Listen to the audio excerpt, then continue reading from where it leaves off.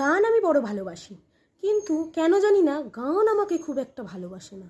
সে যাই হোক, ভালোবাসো আর নাই বাসো, আমি তোমায় ভালোবেসে যাব। পাত্রপক্ষ আমাকে দেখতে এসেছি।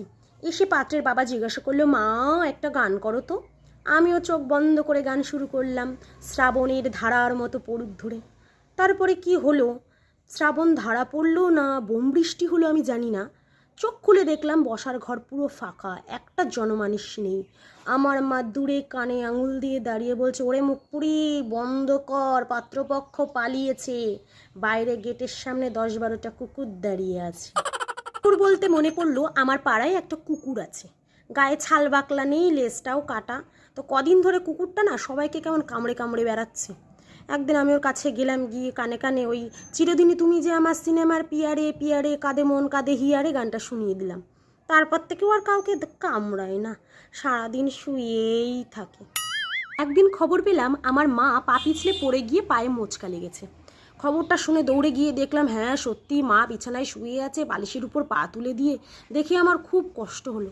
তারপর মনে পড়লো, একটা বাংলা সিনেমায় দেখেছিলাম গান করলে পা সুস্থ হয়ে যায়, মা হেঁটে হেঁটে চলে আসে।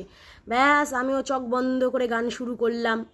এমন গান শুরু করলাম, ও মা কিছুক্ষণ পরে দেখি সত্যি সত্যি আমার মা বেরিয়ে আসছে, আস্তে আস্তে খুঁড়িয়ে খুঁড়িয়ে দেওয়াল ধরে ধরে হাঁটতে হাঁটতে এসে ঠাস করে আমার একটা দিল চড় কষে, বললো, হারামজাদি আমার পা মচকেছে রে, তুই তো আমাকে একেবারে জমের বাড়ি পাঠানোর ব্যবস্থা করেছিস, মুখটা আগে বন্ধ কর।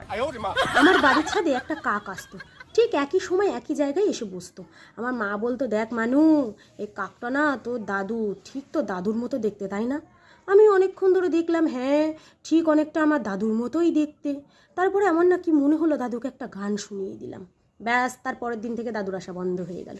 আমার মা পরদিন থেকে দুঃখ করে বলছে, জানিস মানু, কাকটা না আর আসছে না।